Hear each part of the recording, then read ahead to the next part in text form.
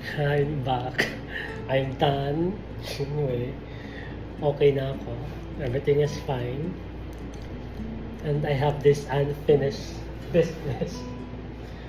Pero, isa-sign ko lang naman to. This is already done last week. Hindi ko lang siya na-sign. But I'm totally fine.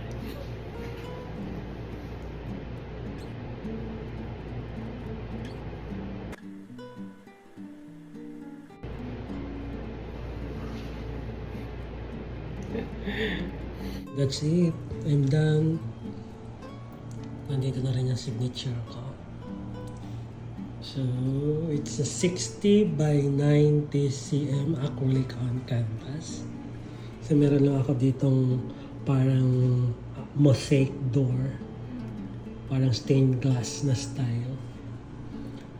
Para magkaroon lang ng kulay yung background niya. And of course, di mawawala yung iconic flower ko lagi sa painting. Kasi meron siyang details. May mug din siya. Ito unexpected lang to, bigla na lang naging ganyan. Kasi na-off ako dito sa earrings before. So, yan na. See you in my next painting.